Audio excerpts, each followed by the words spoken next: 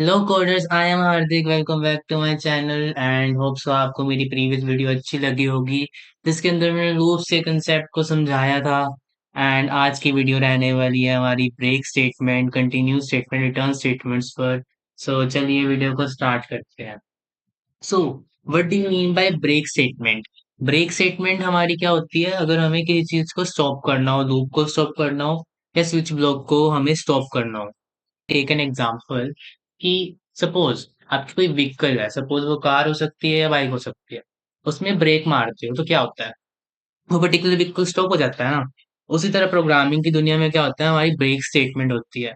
अगर आप break statement लिखते हो तो आप क्या करते हो, लूप से बाहर आ जाते हो। जैसे फॉर एग्जाम्पल मैं कहता हूँ आपकी फोर लूप चल रही है, आने आपने कहा, आपने कंडीशन लिख दी कि जैसे ही मेरा आई, आई जो हमारा इनिशियलाइज्ड वेरिएबल है, वो जैसे ही हमारा आए फोर के इक्वल हो, ठीक है, फोर के इक्वल हो, तो मेरी लूप बंद हो जाए, मैं लूप से बाहर आ जाऊं, तो वहां पर हमारा यूज होता है ब्रेक स्टेटमेंट का।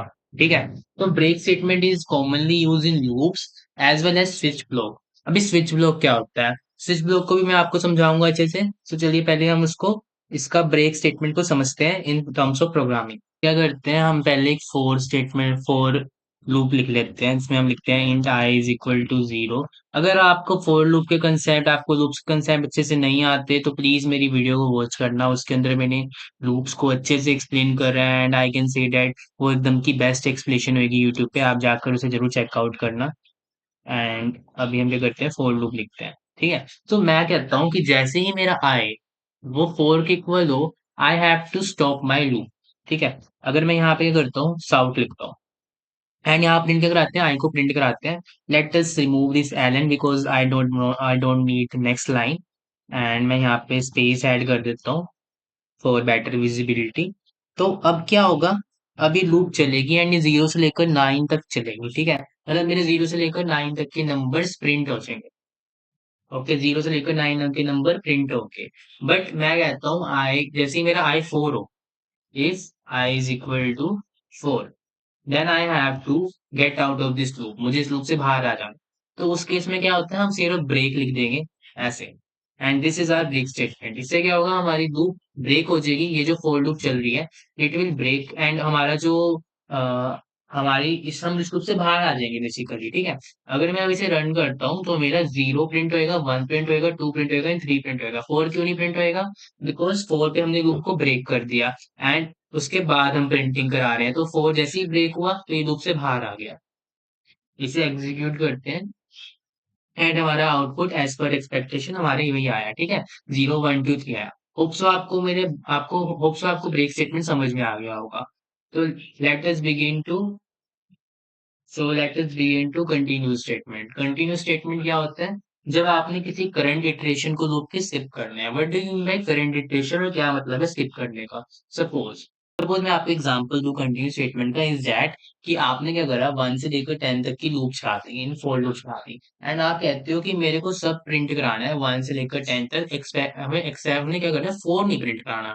ठीक है। मतलब आपने वन से लेकर टेन तक सब प्रिंट कराना है, बस फोर प्रिंट नहीं कराना। तो उस स्टेटमेंट में के लिए हमारे को पर्टिकुलर कंडीशन के लिए हमारे पास यूज होता है कंटिन्यू स्टेटमेंट। कंटिन्यू स्टेटमेंट क्या करती है, वो करंट इटरेशन को स्किप कर देती है। यानी जो आप प्रोसेस करंट इटरेशन के लिए कर रहे हो, आपने कंटिन्यू लग दिया तो मतलब उसको स्किप कर दो, बस आप नेक्स्ट को प्रोसीड करो। ब्रेक क्या करता था, बाहर आ जाता था कि मुझे आगे प्रोसीड ही नहीं करना। कंटिन्यू करता है, आप मूव ऑन कर लो। ठीक है। आप उसको छोड़कर बाकी आगे का कर लो। तो अगर मैं इसका प्रोग्राम बनाऊं, अगर मैं कहता हूँ मुझे फोर प्रिंट नहीं कराना, तो यहाँ पे मैं सिंपली कंटिन्यू लिख दूंगा। तो अब क्या होगा, सब प्रिंट हो जाएंगे, वन जीरो से लेकर नाइन तक सब प्रिंट होएगा, एक्सेप्ट हमारा फोर नहीं प्रिंट होएगा। ठीक है। Except R four. तो let us proceed, you can see that zero one two three, but four print नहीं हुआ। ठीक है, बाकी सब प्रिंट हो गया। तो ये होती है हमारी कंटिन्यू स्टेटमेंट। होप्स आपको ये समझ में आया होगा। अब हम क्या करते हैं, रिटर्न स्टेटमेंट। रिटर्न करना यानी कि वापस करना। तो हमारे जो फंक्शंस होते हैं ना, वो कुछ ना कुछ रिटर्न करते हैं। कुछ ना कुछ रिटर्न मतलब इंटीजर वैल्यू रिटर्न कर सकते हैं, वो डबल वैल्यू रिटर्न कर सकते हैं, वो स्ट्रिंग वैल्यू रिटर्न कर सकते हैं। ठीक है। तो उसके लिए हम यूज करते हैं रिटर्न स्टेटमेंट। बट हमारा कुछ ना कुछ रिटर्न करने से, हमारा ये देखो, हमारा ये पब्लिक स्टैटिक वॉइड मेन, ये एक मेथड है। बट ये क्या रिटर्न टाइप क्या है इसका, वॉइड। वॉइड यानी कुछ भी रिटर्न नहीं करता। ठीक है, अगर कुछ भी रिटर्न नहीं करता इसलिए इसमें एरर नहीं आती। बट अगर मैं यहाँ पे एक और मेथड बनाऊँ, पब्लिक स्टैटिक। स्टैटिक इसलिए क्योंकि मुझे इसका ऑब्जेक्ट नहीं क्रिएट करना। ये चीज आपको ना मेरी अगली आने वाली वीडियोस में उसके कंसेप्ट क्लियर करूंगा ना मैं आपकी, तब आपको समझ आएगा कि ये क्या मतलब मैं ऑब्जेक्ट्स वगैरह कह रहा हूँ। अभी तक के लिए आप समझ लो मैं एक मेथड क्रिएट कर रहा हूँ जिसमें इंट मतलब क्या, इंटीजर, यानी ये जो मेथड मैं बनाऊंगा वो इंटीजर वैल्यू रिटर्न करेगा। आप क्या समझ लो, मैं बना देता हूँ सम। ठीक है, सम। और यहाँ पर हम क्या करते हैं, इंट ए ले लेते हैं एंड इंट बी ले लेते हैं। इसमें क्या हो रहा है, हम इसमें इस फंक्शन को जहां पे भी कॉल करेंगे ना, वहां पे हमें दो वैल्यू पास करनी, that should be of type int. And वो वैल्यू जो हम पास करेंगे वो उस ए वेरिएबल में आ जाएगी पहली वैल्यू, एंड दूसरी वैल्यू बी वेरिएबल में आ जाएगी। Then we will proceed. अब हम क्या करते हैं, हम करते हैं रिटर्न, हमारी रिटर्न स्टेटमेंट। एंड हम कहते हैं ए प्लस बी कर देते हैं।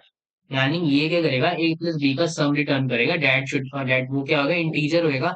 एंड तभी हमने यहाँ पे इंटीजर टाइप रखा है। ठीक है, तो अगर मैं यहाँ पर इसको एक सेकंड कमेंट आउट कर दूं, एंड यहाँ पर करते हैं, ये कमेंट आउट कर दिया।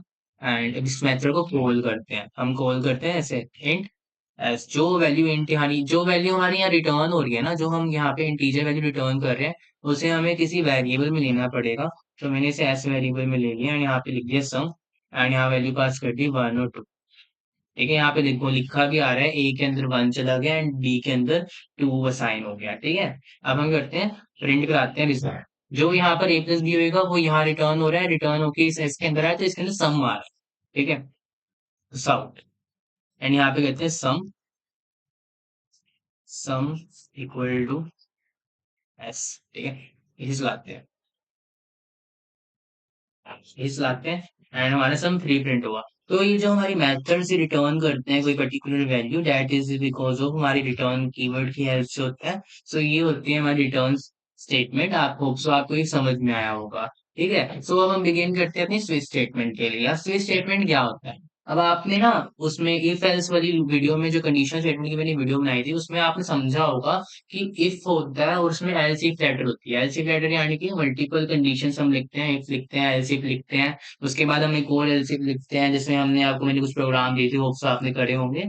एंड वो जो चीजें होती है ना, वो होती है हमारी एल्स इफ लेटर। उसी तरह क्या होता है, हमारी स्विच स्टेटमेंट होता है, आप एक पर्टिकुलर ब्लॉक ऑफ कोड को एग्जीक्यूट करते हो। यानी जैसे उसमें था ब्लॉक ऑफ कोड एग्जीक्यूट होता था ना, जैसी कंडीशन मैच होती थी, वैसे ही इसके अंदर भी हमारा एक ब्लॉक ऑफ कोड एग्जीक्यूट होता है। बहुत सारे पॉसिबल ब्लॉक्स होते हैं जो हम वैल्यू पास करते हैं स्विच स्टेटमेंट को, उसके बेसिस पे वो मैच करता है। एंड अगर कोई भी मैच मिलता है तो वो उस ब्लॉक को एग्जीक्यूट करता है। अगर कोई मैच नहीं मिलता है तो उसमें एक डिफॉल्ट नाम का ब्लॉक होता है, वो एग्जीक्यूट हो जाता है, जो कोई मैच ना मिले उसके लिए होता है। ठीक है, ईच केस मतलब हमारा जो है must end with break to avoid. इसमें हमारी ब्रेक स्टेटमेंट यूज होती है। ब्रेक स्टेटमेंट क्यों यूज होती है, इसलिए यूज होती है क्योंकि अगर आप ब्रेक स्टेटमेंट नहीं लिखोगे तो वो आगे के ब्लॉक्स को भी एग्जीक्यूट कर देता है। ठीक है, डिफॉल्ट तभी रन करता है जब कोई केस उससे मैच नहीं होता।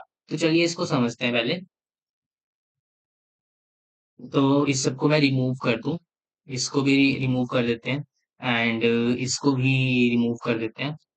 एंड ये कॉमेंट नहीं चाहिए मेरे को, टैप टैप। ठीक है, तो अब क्या करते हैं, हम लिखते हैं इंट डे। मैं आपको सिंपल एक डे का प्रोग्राम बना के दिखाता हूँ जिसमें क्या होता है, 1 से लेकर 7 तक के आपको डे के नंबर मिले। जैसे मंडे हो गया, उसको 1 से रिप्रेजेंट कर दिया, ट्यूसडे को हमने 2 से रिप्रेजेंट कर दिया, सो ऑन। एंड हम कंटिन्यू करेंगे 7 is equal to Sunday. Suppose मैं कहता हूँ आज मेरा क्या डे है, आज मेरा सैटरडे है, सपोज मैं 6 लिख देता हूँ। ठीक है, एंड इसमें क्या होता है, इफ एल्स में क्या होता था, हम लिखते थे कि डे इज इक्वल टू 1, तो इसमें क्या होता है, स्विच लिखते हैं हम। क्योंकि हम स्विच स्टेटमेंट यूज कर रहे हैं। स्विच यानी कि एक तरह से आप बटन बहुत सारे लगे हुए हैं, सोचो स्विच होता है ना, उसमें से एक बटन प्रेस करते हो तो एक पर्टिकुलर ब्लॉक एग्जीक्यूट होता है, वैसे ही इसका हिसाब है। तो आप यहाँ क्या करोगे, यहाँ पे डे पास करो, यानी जो भी डे की वैल्यू होगी, जो आप यहाँ पे वेरिएबल पास कर दोगे बेसिकली। इसके स्विच के पैरेंथेसिस के अंदर आप क्या करोगे, आप डे यहाँ पे वेरिएबल पास कर दोगे। एंड जो भी वेरिएबल वैल्यू होगी वो मैच होगी। हमारे यहाँ होते हैं केसेस, जैसे मैं लिखते हैं केस 1।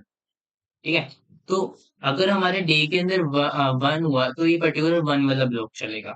ठीक है, अगर केस के अंदर हमारा, अब यहाँ पे हम लिखते हैं क्या, साउथ, हम कहते हैं मंडे। ठीक है, एंड फॉर एग्जाम्पल इसमें क्या होता है, ब्रेक लिखना होता है। अगर हम ब्रेक नहीं लिखेंगे ना तो मतलब ये आगे ही बढ़ता रहेगा, मतलब ये केस 2 भी एग्जीक्यूट कर देगा, केस 3 भी एग्जीक्यूट कर देगा, अनलेस इसे ब्रेक ना मिले। ठीक है, तो हमें लिखते हैं केस 2। ठीक है। एंड यहाँ पे करते हैं सब, एंड यहाँ पे लिखते हैं ट्यूसडे। ये केस टू कब एग्जीक्यूट होएगा? ये तब एग्जीक्यूट होएगा जब हमारे डे वेरिएबल के अंदर हम टू असाइन करेंगे। एंड इसको मैं कर लेता हूँ 40। इसको एक सेकंड में यहाँ पे पहले ब्रेक लिख देता हूँ। अगर मैं ब्रेक नहीं लिखूंगा तो ये मेरा आगे वाली स्टेटमेंट को भी एग्जीक्यूट कर देगा। तो अगर मैं यहाँ पे इसे कॉपी करता हूँ एंड पेस्ट कर देता हूँ, एंड यहाँ पे केस 3 लिख देता हूँ, सिंपल। एंड यहाँ पे लिख देते हैं हम वेडनेसडे। वेडनेसडे। सो मैं ये फटाफट से कर देता हूँ, एंड यहाँ पे भी हम प्रिंट कर देते हैं, एंड यहाँ पे लिख देते हैं हम केस 4। ठीक है। एंड यहाँ पर हमारा आ जाएगा थर्सडे। ओके। यहाँ पे हम लिख देते हैं केस 5, एंड यहाँ हम लिख देते हैं अपना फ्राइडे। फ्राइडे। एंड यहाँ पर हम फिर प्रिंट करते हैं, यहाँ पे लिख देते हैं हम 6, एंड यहाँ पर हम लिखते हैं सैटरडे। ठीक है। सैटरडे। सैटरडे। एंड यहाँ पर भी हम प्रिंट आते हैं, let us print here 7, and we are going to say Sunday. ठीक है। संडे। सो ये हमारे वेरिएबल्स, देखो यहाँ पे जो इस डे वेरिएबल में वैल्यू आएगी वो इन केसेस से मैच होगी। अगर आप 1 लिखोगे तो ये 1 वाला केस एग्जीक्यूट होगा, 2 लिखोगे 2 वाला एग्जीक्यूट होगा, एंड हमने 6 लिखा है तो ये 6 वाला को एग्जीक्यूट करेगा। ठीक है। इस पे येलो लाइन क्यों आ रही है? Label is only reachable in the whole. ठीक है। एंड क्या करते हैं हम डिफॉल्ट लिखते हैं। डिफॉल्ट क्यों लिखते हैं? अगर हमें कोई मैच नहीं मिलता, सपोज यूजर ने एंटर कर दिया 10, यूजर ने 10 लिख दिया, तो उस केस में तो कोई मैच नहीं कर रहा ना, तो उस केस के लिए हमारा यूज होता है डिफॉल्ट। डिफॉल्ट। ठीक है। डिफॉल्ट लिख लिया, एंड डिफॉल्ट यानी कि हमेशा एग्जीक्यूट होएगा। अगर कोई केस नहीं मिलता ना तो हमें बताना, जैसे उसमें हम एल्स लेटर में एल्स लिखते थे ना, वैसे ही इसके अंदर हमारा डिफॉल्ट होता है। मैं कहता हूँ इनवैलिड नंबर। Invalid number. ठीक है। इसको ब्रेक की जरूरत नहीं है। तो अगर हम इसे एग्जीक्यूट करेंगे ना तो हमारा प्रिंट होएगा क्या? हमारे सैटरडे प्रिंट होएगा। Let us execute. तो हमारा सैटरडे प्रिंट हो गया। अब मैं आपको दिखाता हूँ इंपॉर्टेंस। अगर मैं यहाँ पे देखो, अगर मैं यहाँ 1 प्रिंट करता हूँ तो हमारा मंडे प्रिंट होएगा। ठीक है। हमारा मंडे प्रिंट होएगा। ठीक है। अब मैं दिखाता हूँ आपको ब्रेक स्टेटमेंट की इंपॉर्टेंस। अगर मैं यहाँ ब्रेक नहीं रखता, मैं फिर कॉमेंट कर देता हूँ, तो अब क्या होगा? हमारे ट्यूसडे भी प्रिंट होएगा। तो मंडे, ट्यूसडे। क्यों हुआ? क्योंकि इस केस को एग्जीक्यूट करने के बाद हमने ब्रेक नहीं दिया। ब्रेक नहीं दिया तो ये हमारे स्विच स्टेटमेंट से बाहर ही नहीं आया। बाहर नहीं आया तो इसने अगला केस भी एग्जीक्यूट कर दिया। अब ट्यूसडे प्रिंट हुआ, वेडनेसडे को नहीं प्रिंट हुआ क्योंकि आपने यहाँ पे ब्रेक लिखा हुआ है। ब्रेक यानी ये इसका स्विच से बाहर आ गया। ठीक है। सो होप सो आपको ये कंसेप्ट समझ में आया होगा। तो आज की वीडियो में हमने इस ब्रेक स्टेटमेंट को समझा, कंटिन्यू स्टेटमेंट को समझा, रिटर्न स्टेटमेंट को समझा, स्विच स्टेटमेंट को समझा। होप सो आपको ये कंसेप्ट क्लियर हुए होंगे। एंड अगर वीडियो अच्छी लगी हो तो don't forget to like it, subscribe my channel for more coding videos, and share with your friends.